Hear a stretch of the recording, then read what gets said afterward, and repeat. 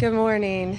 Thank you all for being here. We have a busy day here at the Department of Justice, as I'm sure a lot of you have seen already.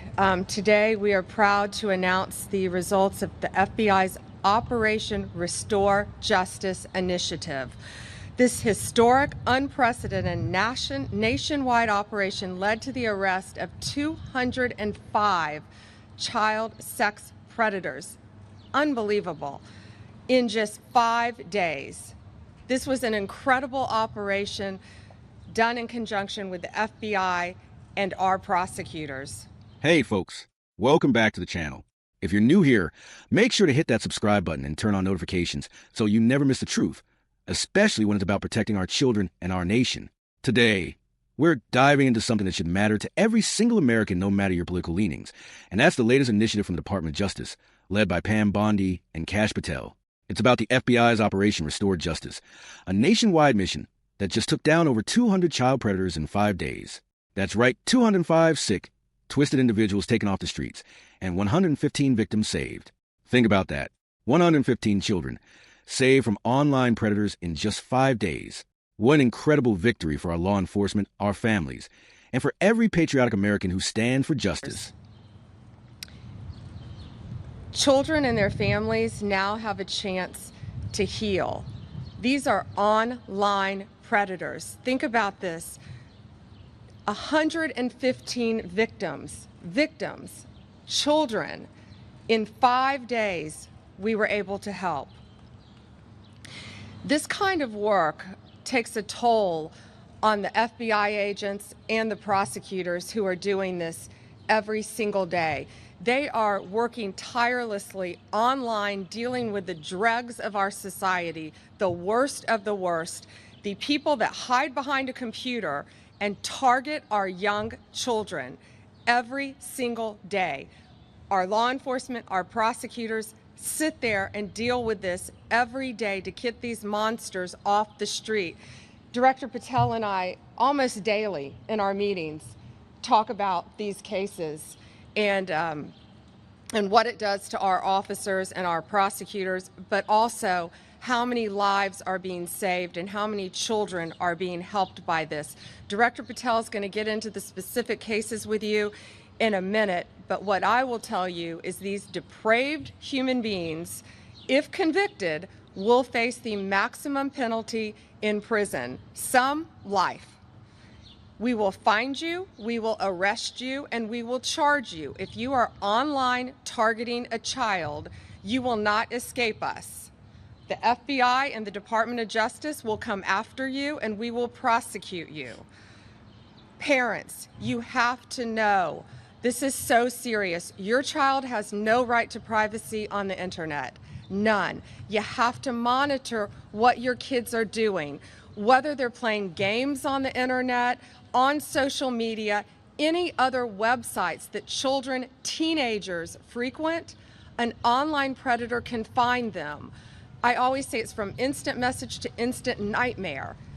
Parents, they're talking to your kids like they're other children, and they're not. They're predators. They pose as children. They get them sometimes to post explicit pictures of themselves after they talk to them. And then in some cases, they even try to blackmail the children.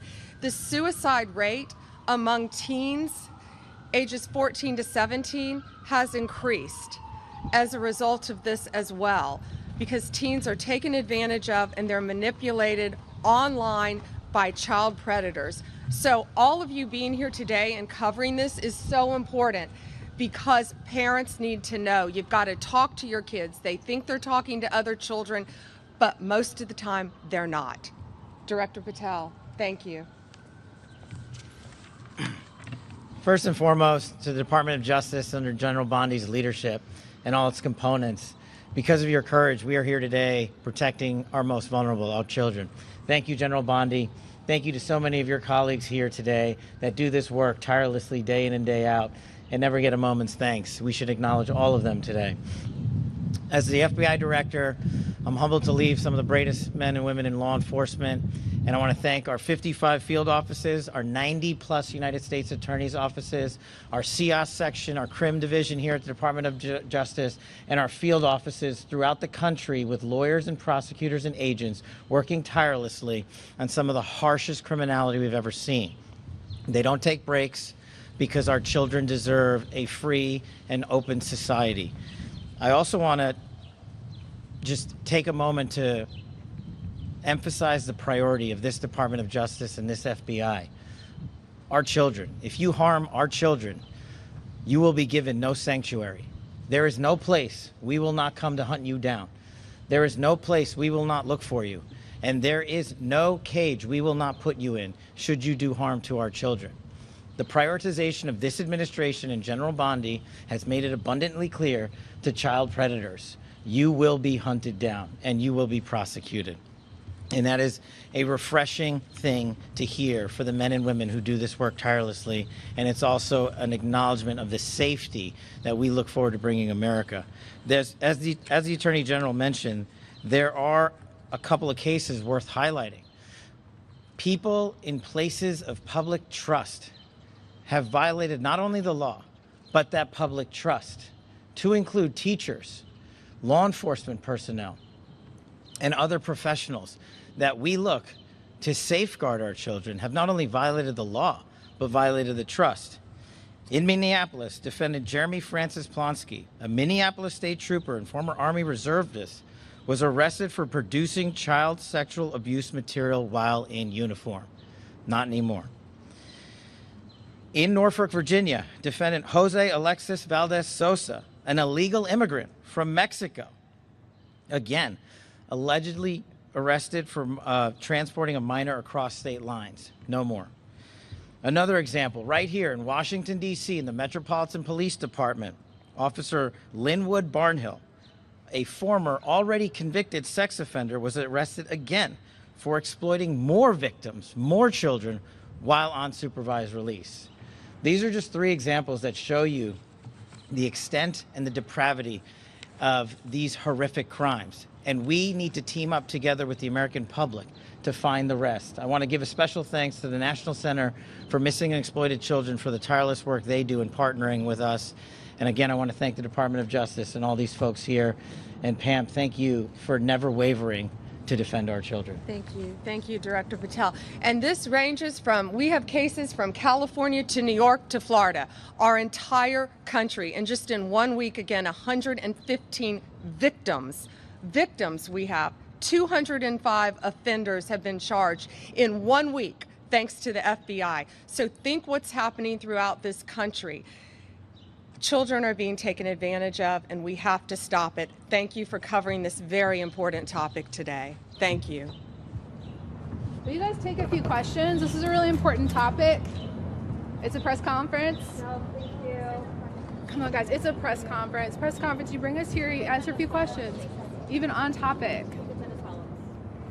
Guys, it's different getting it from the two nation's two top law enforcement officials on an issue like this. But before we dive in, I want you to understand something. This is personal. It's personal for me as a father, a brother, and as a proud American citizen. The left has spent years trying to downplay the dangers of our children being exploited online. But the truth is coming to light, and we can't ignore it any longer. Let me walk you through this, and I'll tell you why this operation is so vital for the future of our country. Listen, I've said before, and I'll say it again, the FBI is doing the work that needs to be done, the work that many liberals won't touch with a 10-foot pole. The FBI, in collaboration with the Department of Justice, just arrested 205 child sex predators in 5 days. 5 days. This isn't just some small operation.